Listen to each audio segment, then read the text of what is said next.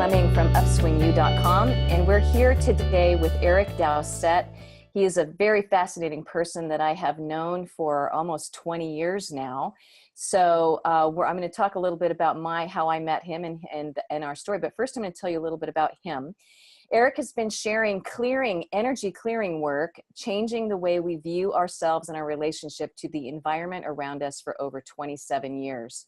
Inspired from an early age by memories, which I'm going to ask you about, of the teachings of Buddha, Eric's path eventually led him to clearing environmental energies, which is actually how I met him. The work involved over time to working with people, and subsequently became a tool to use for his own personal growth. For you cannot clear the energy of another if you yourself cannot embrace their issues. And that I want to talk about, because that's a very different perspective than I think we had when I met you and when we started doing the clearing work. So that's fascinating as well. By following this path, he's been able to move through a lot of his own past conditioning, which is we're always on our own journey of clearing. And now the author of 5 books with countless workshops in his resume. He has simplified the work to being rather than doing. Currently, Eric lives in Switzerland. He's taught all around the world and continues to share his awakening understanding through residential retreats, mostly in Europe, yes? Okay, at the moment, great. Yeah. Well, welcome, Eric. Thank you, Tamra. Good to see you again. Yes, it's so exciting to be able to get connected and to talk. And I met you in, gosh, what did we just say, 2000, somewhere back in 2000. And I was first learning how to do feng shui. And I was fascinated by energy and ran across you, which I felt was just an extraordinary gift. And I have referred to your work over and over and over through my whole entire career in working with people and spaces. So I'm excited to talk with you and see where this has gone over the last 20 years. We're going to go on a journey here, but let me ask you a couple of questions before we dive into the content deeply. When you say that you were inspired at an early age by the memories of the teachings of Buddha, what was that experience? Surprise question. At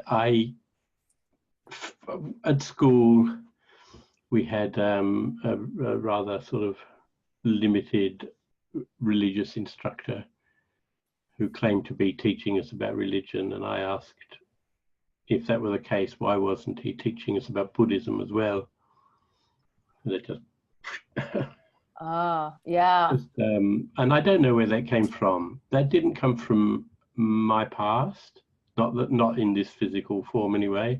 Certainly didn't come from my parents. It just came out of nowhere. But it was an indication of a desire to follow that particular and understand a bit more. I thought I understood quite a lot then, but looking back, I understood nothing. Oh, I think that happens over and over at different levels, right? When you go back to the beginning of the ladder. I'm not sure still where it came from. I mean, we start getting into talking about what some people might refer to as past lives. I'm not sure that's the case, but I do believe that there's charge or information that hangs around or is carried over. And some people, they bring in piano skills, like Beethoven at 5 years old. Disgusting. Right, I know, right? That is, it's kind of that's like a cosmic trick, right? That we won't actually know. Maybe we won't even know when we pass on out of this body and go back into the cosmic soup what it actually is going on. Maybe we never find out. I don't know. Right? I've given up trying. Yeah, but the souls, we could go on and on about the soul's work, the soul's calling, the soul's kind of, there's definitely threads for people that have their individual talents and abilities. Yeah. And yours being consciousness and working with energy clearing and understanding energy. And I remember working with you the first time and I thought, Wow. Yes. I mean, this is somebody talking my language because I was intuitive and I could tune into energy. I always was feeling energy, but I had no idea how to be with it, you know, what that meant. There's a lot of noise here. I should shut the window. Oh, I think you're okay. I can't hear it. Okay. Because I Yeah. missed that. I missed your voice was getting very soft again. Oh, okay. Let me see. Let me turn on these. Let me turn this up. Okay, is that better? Now Yeah. can you hear me? Okay, good.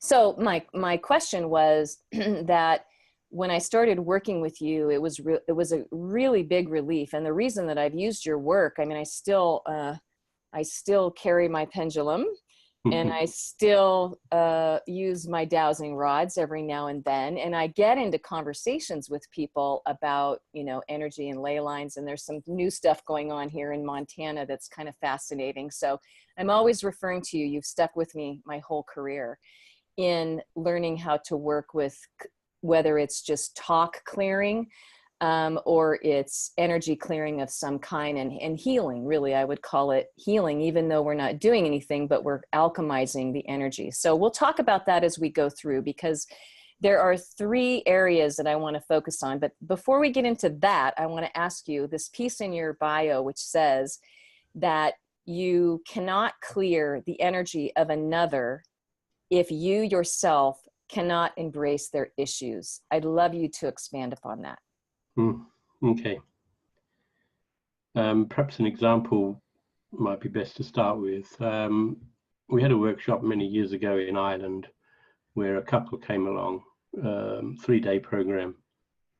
The woman had returned to the village where she was born after being married and moving away. And so coming back to the village, there was no excuse not to visit her mother. But there wasn't the best relationship. Sparks flew and people were wanting to tear each other's arms off and all sorts of stuff.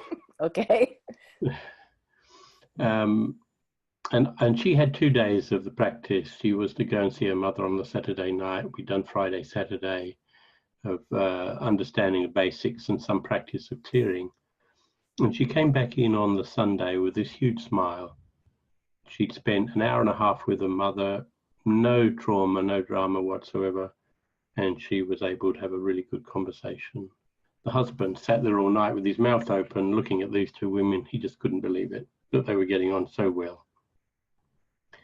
So my understanding of what happens is that energetically we transmit information, whether we're aware of it or not. The body just naturally transmits information. Every cell in the body has a unique frequency, which is all a part of the greater transmission. Obviously, the heart and the brain are producing more energy, bigger transmission. And when we come in contact with a different transmission, one that threatens us or that we no longer feel comfortable, our body reacts on a subconscious level very, very quickly.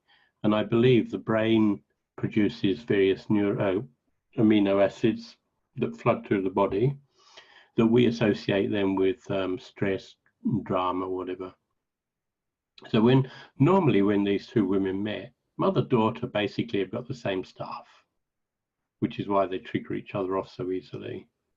And so when one energy field comes into contact with the other energy field, there's a chemical reaction going on inside the body, producing a particular chemical that each individual finds uncomfortable. Yeah. And because each is blaming the other, no one is accepting responsibility. And no one really realizes what's going on because it's happening subconsciously. So the 2 women, or anybody really, of course, create between them this energetic field that just creates more chemicals of discomfort, which eventually reach a point where you feel very unsafe. So then you become very defensive. The next step, of course, if the pressure isn't released, is to become quite aggressive. So then you would start attacking the other person, screaming, throwing things, running away, crying, really glad that Christmas only comes once a year. Yes. But which happens to people whether they're aware of it or not. And that's because, I think awareness is the key, of course, But even with awareness, what we have to do to try to support that other person is allow that information to pass through our awareness without reacting. So we don't let the brain go into its old pattern of creating those chemicals. We simply allow it. So we learn to, for the heart, I think, to feel safe. Mm-hmm. This is really important, that the heart feels safe. We may think we're safe in the house and whatever, but if we've still got a past that's following us around, then until we've embraced that past, we're truly not Captive. safe. Yeah, we're not safe. And it's recognizing that when the heart feels safe, it will open, it will relax, it will allow. But a fearful heart will remain closed, will remain locked out, remain blameful, remain judgmental, and continue to identify with all sorts of painful chemicals. And the identification with painful chemicals guarantees the never-ending supply of those chemicals. So the feeling becomes more and more Over and intense. over. Yeah, over and over. So the heart needs to feel safe to allow the pain to pass through without taking it personally. And of course, if the wave of information coming from the other person can pass through your information field without you reacting in any way, then the charge that the other person's holding is gradually released, and that person starts to feel safe for themselves. Yep. They don't go into reaction, and then you have dialogue. Yep. So creating safety, let's talk about this from the perspective, we're diving right in here, the safety of so if we're talking about energy clearing. So if you're working with someone and you feel safe and you're in what I would call an alchemical conversation or experience with someone, and there's no judgment, there's just listening and witnessing, then are you alchemizing and helping that person open their heart and fall into a new place? Yes, you're supporting change. You might call it healing. Yeah. Not the word, Yeah. not the word I use. Yeah. But it facilitates change. Yeah. But if you blame another, the barriers come up again, the usual line of defense comes into play. The person is very reluctant, starts to go into their own defensive state, and there can be no change. Yeah. So one of the things we talk about a lot in the work of the people you're talking to right now is self-responsibility.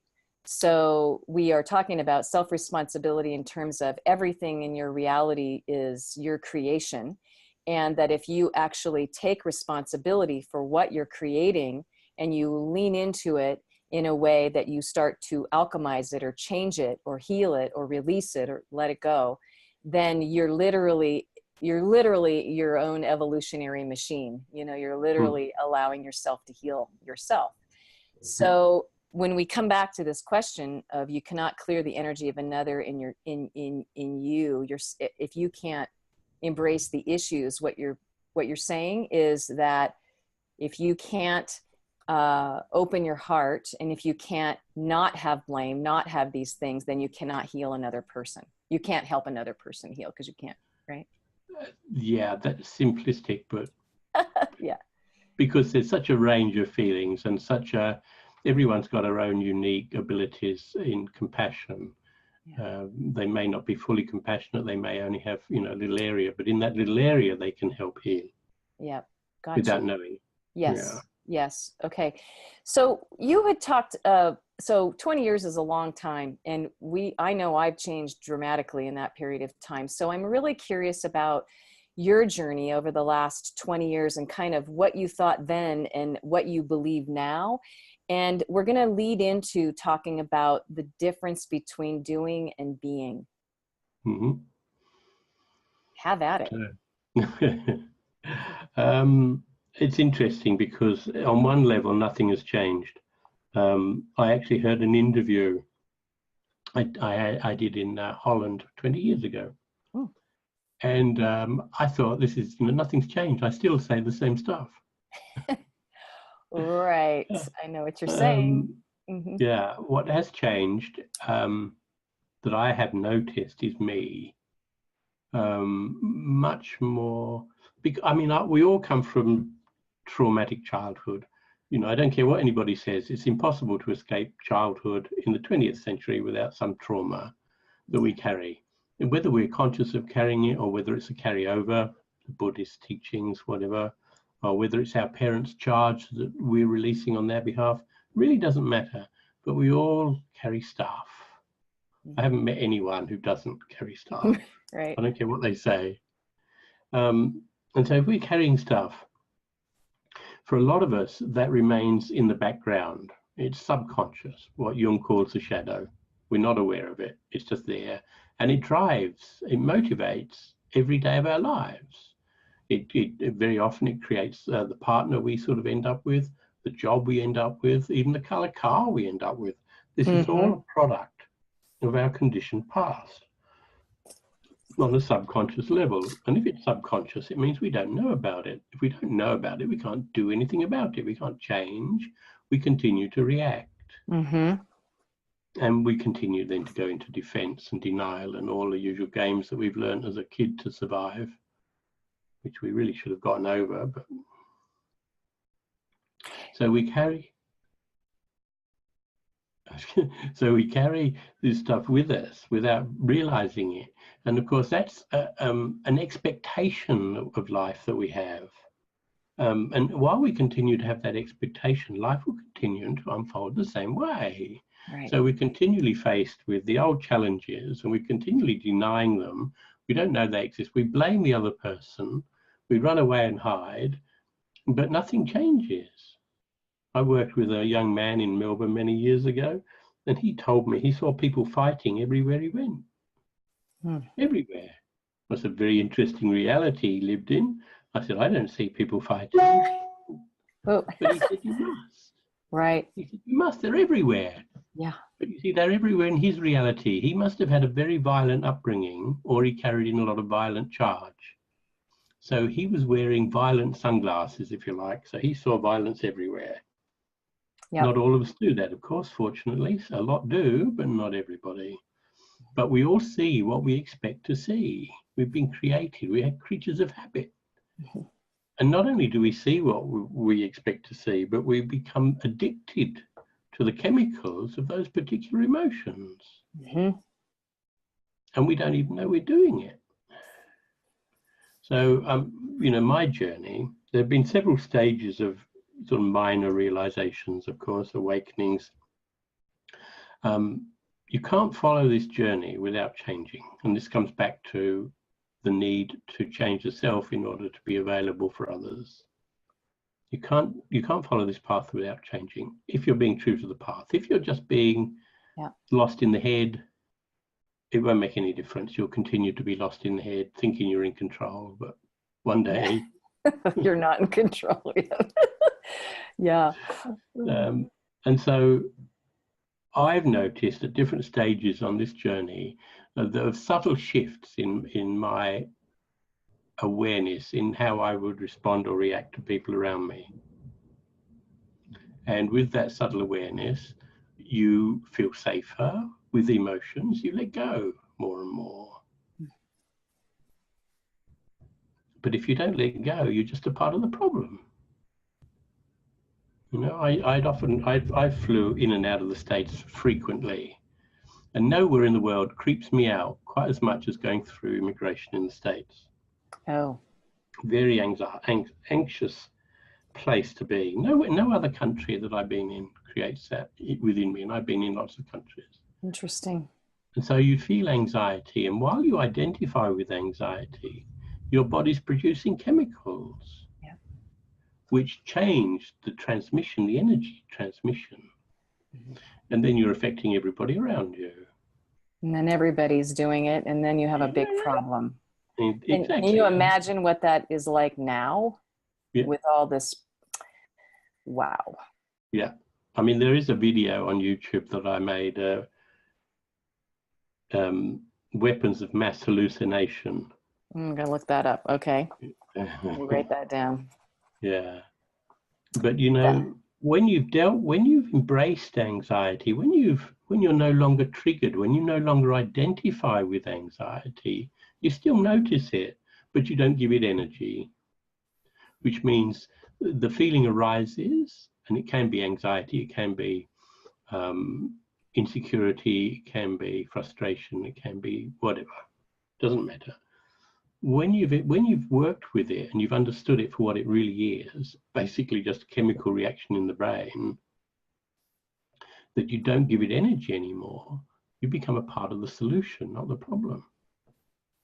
So right there, can you give us an example of what to do, I guess this would be a doing, to shift that? Because if you have a runaway emotion and you really want to change this, so this point that for me, when it's like, whoop, there it is, and then it's like, that's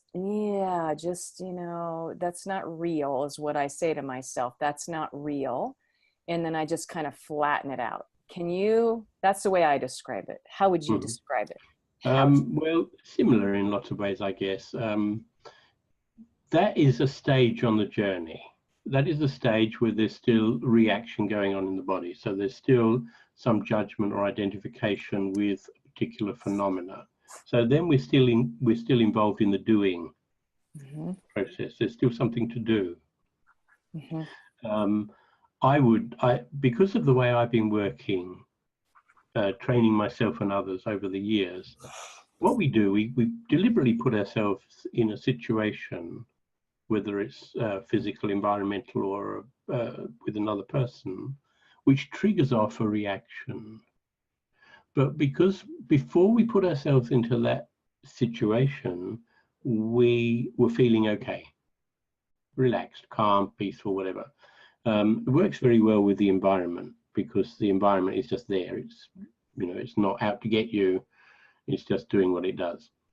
But you walk into an environment, into a room, another person, whatever, and you can feel the energy change. Yeah. As the body reacts, yeah? But because of the training, we know that the reaction is not ours, it's not our feeling, it's simply how the body's been conditioned to react. Is that a plane? An airplane? No, thunder. Oh, thunder. Oh, wow. The Alps are just over here, and the storms Oh my gosh. over the other side of the mountains. That sounds so different in the earphones. I'm like, what is that? Are we blowing up something? Okay, go ahead. Wow. Interesting that came in right when you're talking about, noticing energy. So what happens then when we know the feeling isn't ours, there's no need to blame or judge. There's no need to take it personally. Don't have to take it home with you. You can say, oh yeah, that's a feeling of such and such.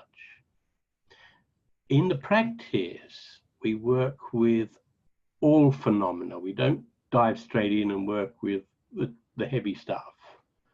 There's no point in doing that, because the body is on such a fine trigger, and there is so much denial in the past that the moment the trigger goes, the body is flooded with chemicals, and there's no opportunity to say, hold on a minute, this is nothing to do with me, because you're lost in it again. Can you clarify what you mean by heavy stuff? Intense emotion. Okay. Trauma. Yeah. Triggers, Depression, anger, depression. Okay. rage, frustration, okay. Anxiety. The denser vibrational emotions. Yeah, I mean, that's only as an example, because ultimately you've got to let go of all of them. Yep. You can't be choosing this is good and that's bad. Otherwise, you're just in the same situation as everybody else. So it's about recognizing change in the body when it moves into a different environment. Understand why the body's changing and let it go. So you acknowledge the feeling, you accept it without blame or judgment, and there's no more energy given to it. It's not like you've got any control over this, because the conditioned mind is so used to identifying with phenomena. This is my feeling, my sadness, my happiness, I am this, I am that, that naturally kicks in and takes over. So we can only begin to practice with smaller charge that we notice, that we know doesn't belong to us. Like if I connect into another person and I can feel a lot of heart pain, for example, I know that before I connected into that person, there was no heart pain. So I know it's not my heart pain, it's just heart pain.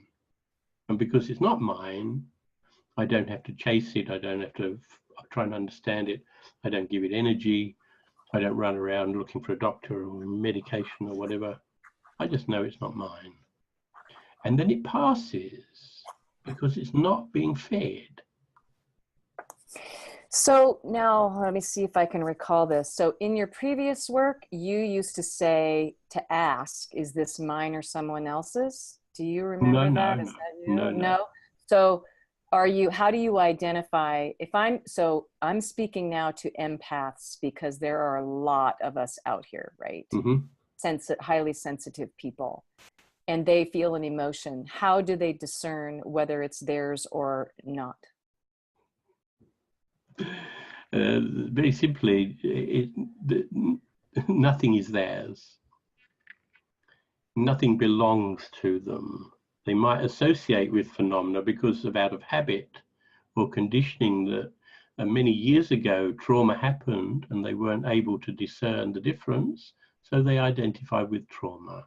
They carry the identification on into later life, continue to identify with trauma, and by the identification they believe it's theirs. But if you go back far enough, it can't be theirs. There is no one to whom it can belong. That's a part of the okay, now you're reaching out there into the very, advanced consciousness. So let's talk about this. So you call it the danger of identifying with the phenomena. That's what you call it. Yes. Okay. So let's dissect that just a little bit. Okay. So if I were to pass through immigration and I felt anxiety, if I identify with anxiety, if I think I am anxious, then my brain will naturally produce more amino acids, more neuropeptides, more feelings of anxiety. When I understand that that feeling is not mine, because I look down the queue and I see this guy just arrived in from Colombia, a couple of suitcases, white powder leaking out the suitcases, I think, this guy's got reason to be anxious, not my anxiety. I'm just picking up an information feed or transmission from him. Right. Okay. And if I can embrace that anxiety without any blame or judgment, without identifying with it, then that wave stops. It collapses. It doesn't propagate. So I know this is so simple to you, but because we are addicted, because we see reality, sometimes our own perspectives in a certain way, and we buy off on all of those things. You're going to talk coming up here about collapsing drama, and we'll go there next, right? That this is so simple, really, right? That it's hard for the mind to go, wait a minute, why does the mind not want to totally grasp what you're talking about sometimes? Yeah, well, if you know the mind, then you wouldn't need to ask the question. But most people don't know their own minds. They don't question fundamental beliefs. They question within a limited structure of their reality. So the questions that we ask are products of the conditioned mind. Yep. Mm-hmm. And so while we remain within that conditioned mind, the questions will remain the same. We'll hear answers that we want to hear. We'll hear answers that resonate with what we think we believe, that support our belief. It's why people gather in communities, social, religious, political. People gather for safety, to have someone who's sharing their point of view. Yeah, they don't go out and face people with totally opposing points of view. Mm-hmm. Right. They seek a place where they can express what they think is real, what is going on. But of course, the moment one group does that, you've got another group doing something else. Totally different. So kind of simplifying this, not identifying with anything, leaving the field open. I can feel on this interview right now the spaciousness. You're holding an energetic field of spaciousness, and I'm kind of walking around in it going, wow, this feels pretty cool, right? So the idea of that is that we're creating an open field of non-judgment, of is curiosity even a mind, or is it a beginning step of opening? There are lots there. This is really complicated to try and talk about because there are so many factors at play. It's not just a straightforward this or that. We are very complex beings. We've got very unique physiologies, very unique points of view, very unique outlooks on life, all quite individual. And so we try then on certain levels with some of our individuality to mesh with other people who've got similar individualities, similar outlooks, whatever. Mm-hmm. But that's to the exclusion of all else. Can I step in? I don't want to interrupt that flow, but I want to talk about something that fits this, which is I was in what I would consider a cult. Now, if you look at cults, you can see them in, in a really super, well, let's see, how do I want to say that? Extreme way, dangerous way, or you could look at it that everything is a cult. Everything we're in is a cult. So societal buying off, where we start to agree with each other and we lose our self-responsibility to our sovereignty. So I want to, where you were leading us is into that. Yes. Like our nature. Conflict, yeah. Yes. Yeah. So I'm not sure what I should be talking about now. Yeah. So you were leading us into how we societally buy off on things that we align to, and then we kind of lose our ability to be open. Yeah. And we don't necessarily do that deliberately. But when you consider when you're born in this body, a lot of thunders rattling around up there. That is a lot of energy we got going on here. God's talking. Okay. When we're born, wherever we come from, whatever happened before, it's not important at the moment. But when you're born into a family, and it can be a happy family, it can be a sad family, it can be a peaceful family, it can be a violent family, it can be a religious family, it can be a wealthy family, it can be a poor family, it can be a particularly colored family, a white, black, brown, yellow, green, whatever. And for a few years, I believe, for a few very early years, the brain is open to all phenomena. There's no judgment. Mm-hmm. There's no discernment.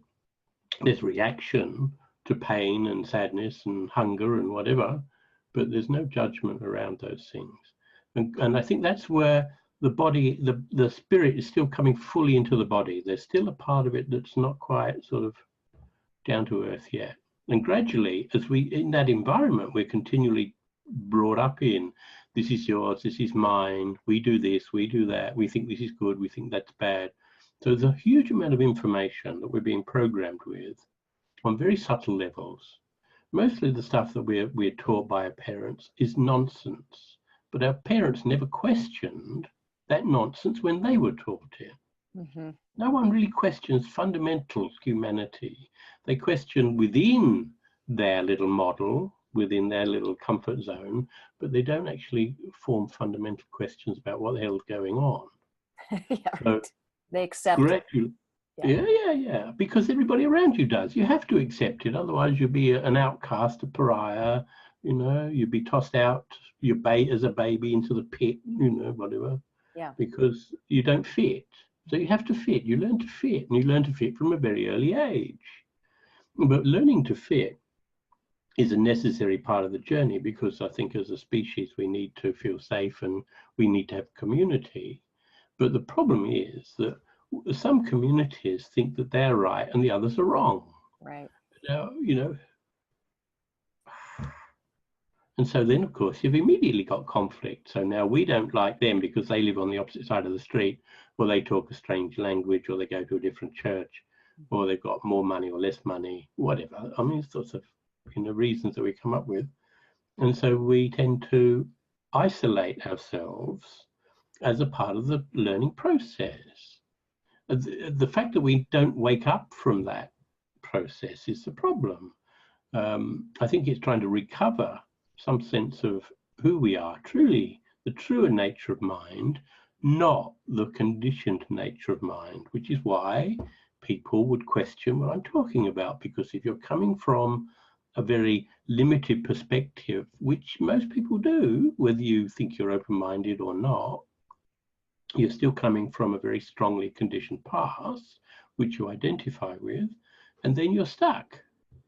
There's no room for growth. There's no room for understanding. There's no room for change. You continue to do the same things because you've been programmed in lots of ways to do the same things. You expect these outcomes. You get these outcomes which just reinforce the concept that this is who you are.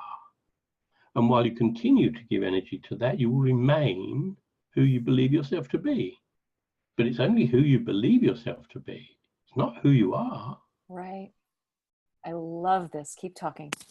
It is so, and I say this because, I think always searching for belonging and then getting into a situation where it was heavy control and heavy mind control, heavy duty mind control, right? And believing that even though it looked like a spiritual wrapper that was like very highfalutin and, whatever, because my mind was seeking ascension, right? So I'm seeking ascension. So I'm going to go find somebody who's going to say that they can help you, with ascension. And then it ends up being a control dynamic that is, something that's not healed in myself. Right.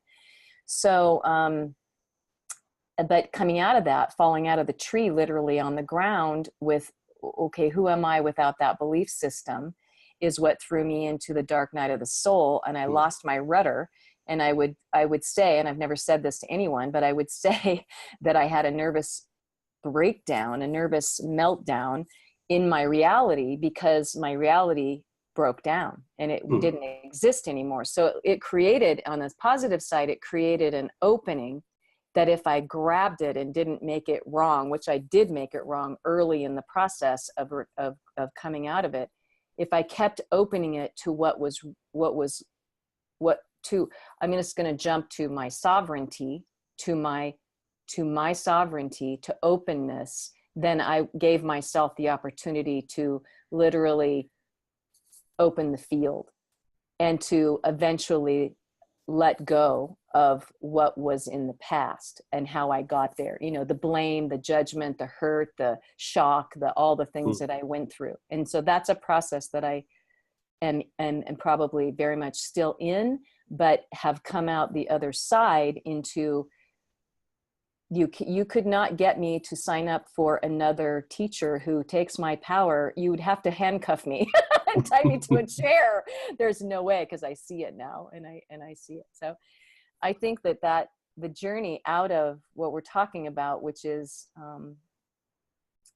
the need to belong for one, and the conditioning to belong as a human on this earth too, and how we begin to become not polarized and sovereign. So speak into that, because I wonder if that has something to do with a quiet mind, collapsing the drama. Collapsing the drama. Yeah. And most people don't really have any training for the moment the reality collapses, for the moment there's dramatic change, because most people are so addicted to how things are at the moment or how they appear that they just continue to go on within this, believing it's going to be okay. I'm in the bubble, I'm all right, but the bubble is very fragile, as you noticed. It can break at any time. So what happens with the clearing? Had you hung around, or had I hung around a bit longer, and we were communicated instead of you going off and doing whatever you did go off and do. If you continue to practice noticing phenomena and not giving energy to it, you're slowly breaking the hold the past has over you. So what you're doing is you're recognizing different aspects of personality, a belief pattern, a point of view that show up that you have an issue with. You can use other people, you can use the environment as a mirror, whatever. And so you start to notice how you're feeling as a result of this, whatever's going on. And you stop giving it energy. It's like shutting your dog in the bedroom and not feeding it for a couple of months. It's going to die. Stop feeding anger, it will die. But we can't stop when we still believe that it's ours. So we have to find a way to understand what's happening. We need to find, well, if I walk into this room and I feel such and such, it's not me. This body's reacting, but it's not my feeling. You've got to be a bit less passionate about what's going on. You can still be passionate. There's still a lot of room for that, but you don't identify, don't take all the other stuff personally, because if you're seeking happiness, or you're seeking ascension, or you're seeking whatever, then you've missed the point, because someone is looking for something outside of the self. And they might think they're looking inside, but someone is still looking, and you're not going to find who is looking. If you let go of expectations, what happens is that the sunglasses that you were wearing before, rose-colored sunglasses, whatever, start to dissolve because they're not being fed anymore. So there's a certain discipline, a certain training involved, because you've got to re-educate the system in how it looks at what's going on around it. But if you keep doing that and the sunglasses fall away, then obviously you're going to see something different. You're going to get a different point of view on life. And then you'll hang on to that for a while because you think, oh, I'm here, I've made it, whatever. And then after a while, you'll realize that this is just another pair of sunglasses that you've got to get rid of. And so then you lose those as well. And of course, what you're doing is you're creating on a cellular level. Oh my gosh, that's amazing. You're creating on a cellular level a much more balanced internal environment. Because if you're addicted to one, you can look, Bruce Lipton has done all this sort of stuff, Yep. If you're addicted to a certain way of being, even though it's a subconscious condition like anxiety, for example, very common at the moment, insecurity is huge. If you keep identifying with anxiety, the cell will become addicted to the chemicals of anxiety, which means that's all it takes for the body to flood with chemicals and you to become highly anxious, panic attacks, depression, etc., etc. And so on the cell, there's no room for a balance because it's full up with little receptor sites for anxiety. When you stop feeding anxiety, the cell is, the natural process of the cell is to try to change because of DNA, RNA, trying to recreate a healthy cell, but we keep getting in the way by identifying with other phenomena. And so, I keep wondering if you're going to say something. And then if we keep identifying with anxiety, then the cell becomes overloaded with those receptor sites and it can't experience many of the other things of life because there's no room for it. We've shut it out. We've become very insular, very isolated. But when we start... I don't want to interrupt you, but I have a question about this. Go ahead. Keep going. I don't want to interrupt the flow. This is too good. When we start to stop feeding anxiety by practicing acceptance, by not judging, by not blaming, by not taking personally what we feel, and we have to do it with abstract stuff. We can't do it with anxiety because we're lost too quickly. So we walk into a room and we notice, oh, sadness. I'm not sad, must be somebody else. I walked into a room in Austria many years ago, and I was just hanging out, and then all of a sudden I got a back pain, very strong back pain. I said to the guy organising the event, I said, someone's got back pain, just walked in. So he stopped everybody and he asked. Guy over there put his hand up. My back hurts. So I felt that as he came into the room. The danger, of course, is not feeling it. The danger is that we identify with it. We think, oh shit, I got back pain. Now I'm off to see the doctor, 3 weeks off work. I create that reality out of nothing. And we're doing it all the time.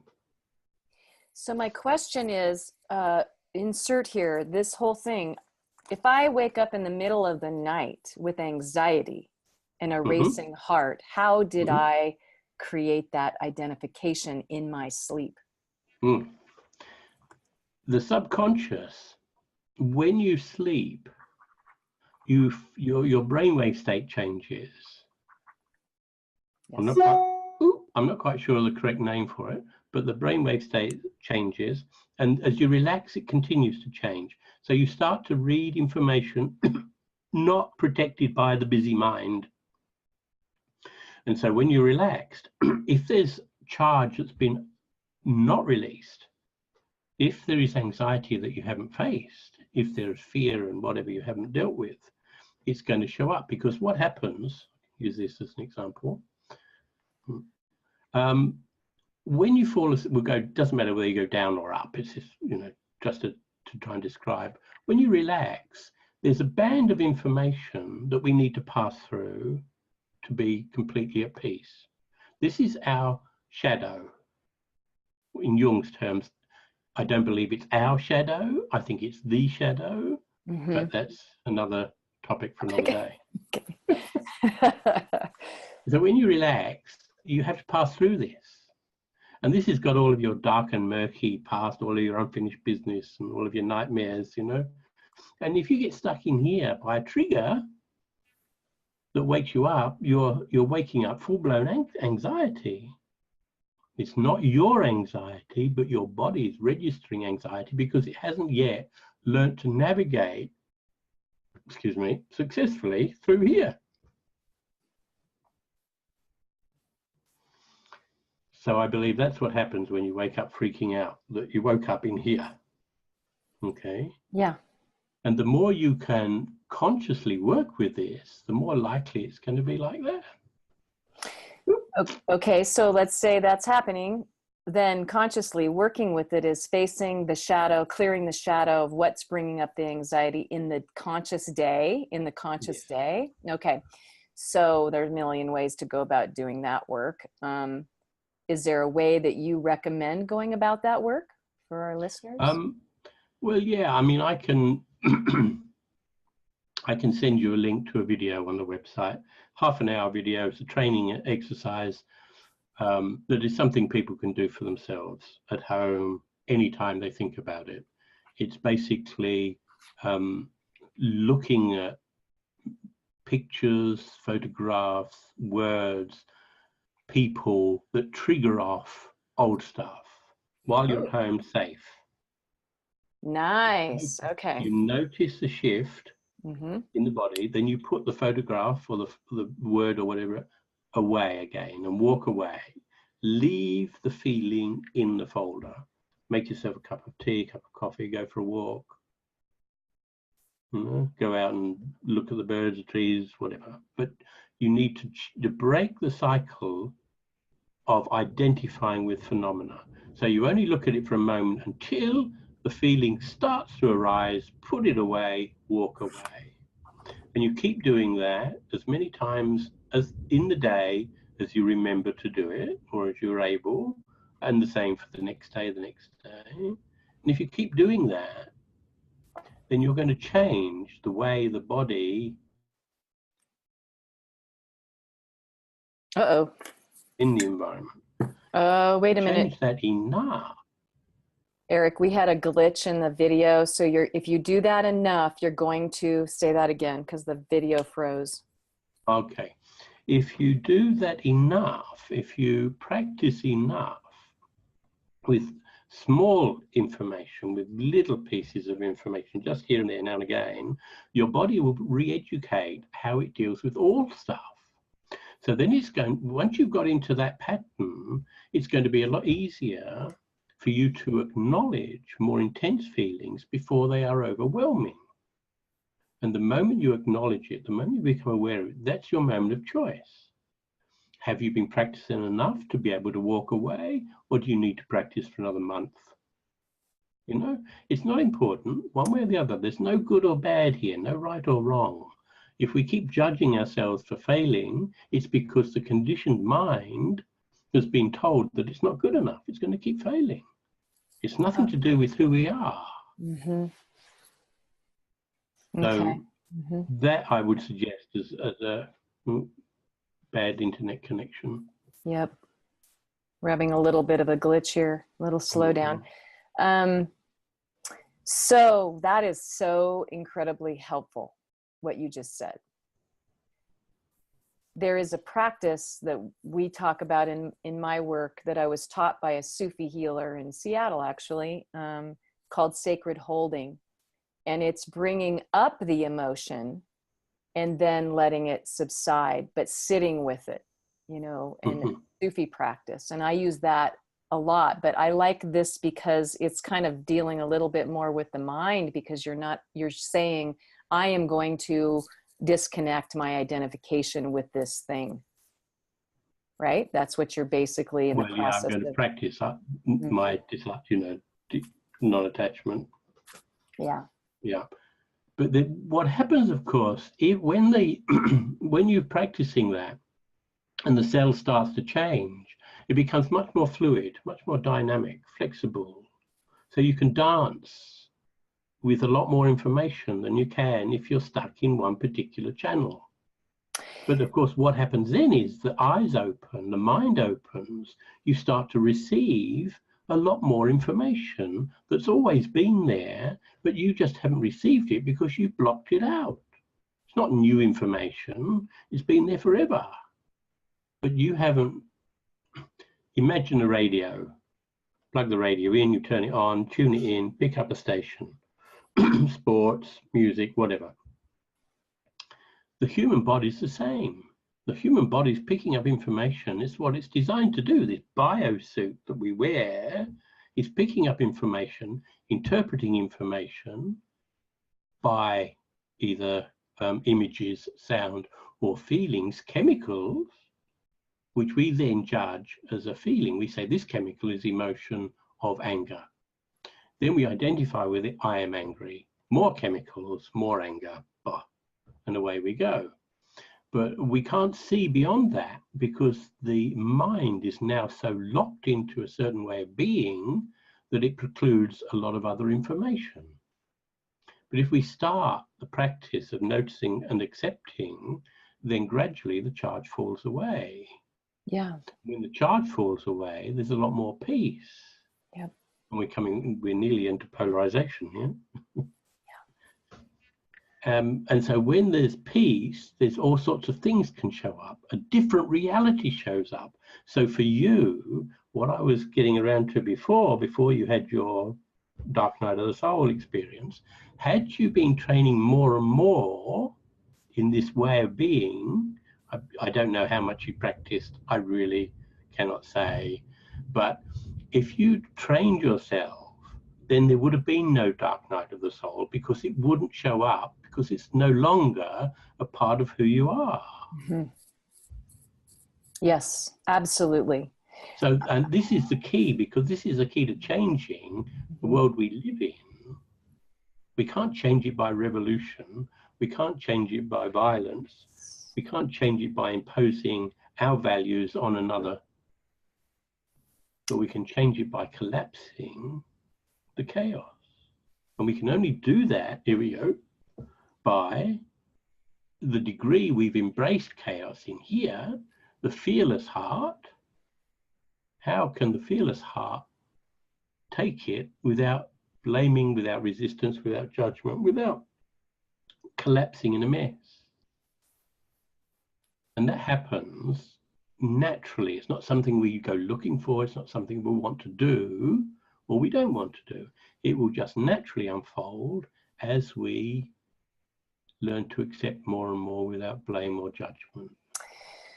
Okay, I'm going to take a deep breath here because I'm with you 100% here. And yet it's so counter to the way we have conditioning we've been talking about on this call, and to the way people see the world. And, you know, so now we have this world that's just, I did a short video yesterday just on breathing, because breathing creates space. You can't think when you're breathing. It creates space. If you're consciously breathing, focused on the breath, right? It creates the space, right? And so we're in this world where right now where it's so chaotic and people want to fight and choose sides and identify and do all of these things. And yet there's a whole nother faction of beings, human beings, that are doing what you're talking about, that are creating the best way, the word I can use for it is space, is opening, is space. And if that's peace or harmony or calmness or balance or whatever, then that's what it is. And it's so counter to the mind. It's so counter to the conditioning. It's so counter to everything that even, I'm going to say this and you're going to laugh probably, but even that is hard to grasp, because you think you have to do something when in essence you're saying you don't have to do anything at all. But it takes doing to get to the place of being. That's the paradox, of course. The paradox. That's what I'm trying to say, is this is a paradox that we are facing in our evolution. And it's our evolution. It's the new way. It's the new way. And I just love your work. I mean, we're coming up on an hour here, and we could go for hours and hours and hours talking about this. And it's so simple, right? It's so simple. It's so simple. It's so... I tell people at the workshop, this is so simple, so incredibly simple. It's going to take most of you years to understand. Right. I totally relate. I get it.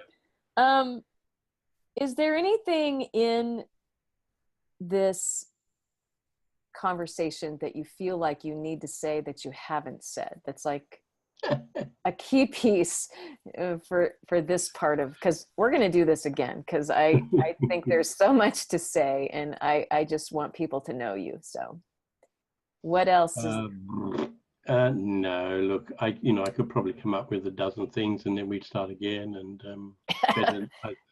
better I don't say any more. Well, now let's talk a little bit about you then. And so what I'm going to do right now is I'm going to share your website so people can, so that's showing up on the screen in the interview right now. This is Eric Dowsett's website, and his name is spelled EricDowsett.com. You can go there, and primarily now you are doing your work out of Switzerland. You're living in Switzerland, which is just a gorgeous place. How wonderful that you're there.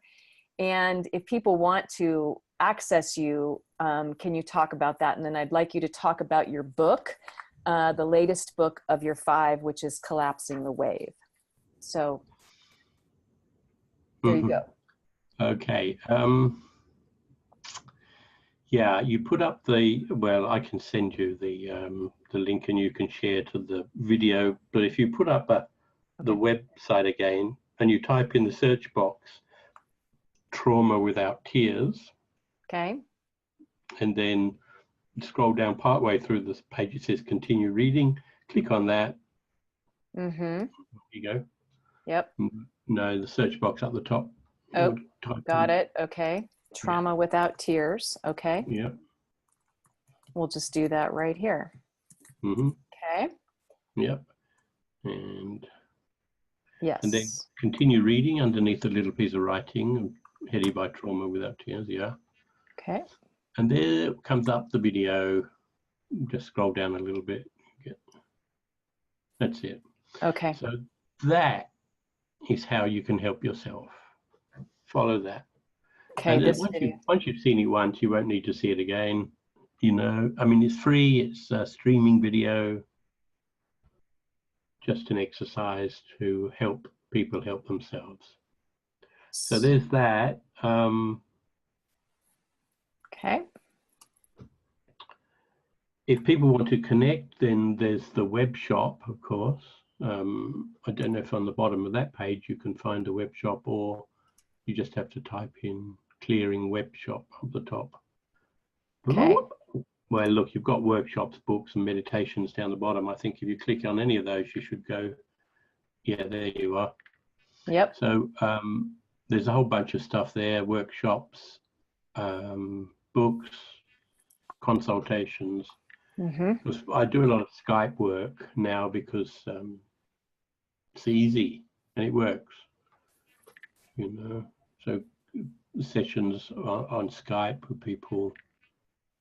Okay, great. The only challenge we've got is the time zone, but that's no real issue. Yeah, you're So 8 hours more, ahead. these pages would be where they would go to look, I think. Okay, beautiful. All right, but people can consult with you. They can get one-on-one services with you if they want to do that. Yeah, Yes? you just click on consultations in the middle of there, and there's a whole bunch of possibilities. Perfect. A lot of those are remote clearing, but if people, I think it's always better to have a Skype chat first before you get into remote stuff. Okay, So you feel comfortable, with who I am, whatever. Yep. Skype clearings, you do space clearings. Okay, good. Yeah. A lot of options. Okay, fantastic. Okay. So you're, I have just so incredibly enjoyed this conversation. We will do it again if you're willing, and carry on, because I think not only have you opened up a door for people to find peace in their life, but you've given them tools to be able to do it today, right now. And it can happen right now, to start doing the layers. No impatience. Layers. Yeah. Because if you can stop judging and blaming, there's nothing else to do, of course. Stop judging. Maybe let's close on that one. The final thing you want to say, which is, we are naturally judgers. Is it possible to stop judging as a human? I think word judgment, we be careful we don't run into another hour. We talked about polarized mind, where people think good, bad, right, wrong. And you live in a very polarized country. I think other countries would be just as polarized, but you are so more obvious about it. Yes. And so you've got, and it's sort of like an old divide and rule. You get people on this side, you get people on that side, and you let them squabble, and they miss the bigger picture because they're squabbling amongst themselves, because they think they're right, they're wrong, they're right, you're wrong. And it goes on and on, it never stops. But on a personal level, if we begin to notice where we judge and we let go of that judgment, we need to understand why it's happening before we can begin to change. But if you continue to stop good, bad, right, wrong, if you keep letting that go, of course, what's happening is that the reality you live in changes. There is less need for judgment arising because you're not creating such a great need for judgment. So the need for judgment doesn't show up. So then that encourages you to go even more until you're at peace, you're quiet.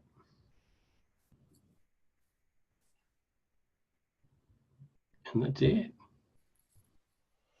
Okay, we're gonna do this again, and we're gonna talk about judgment because it's a big one for a lot of people, and it's so simple yet what you're saying. So I have so enjoyed having you today on this interview. I look forward to continuing our connection and sharing you with the world any way that I can help you do that in Upswing You.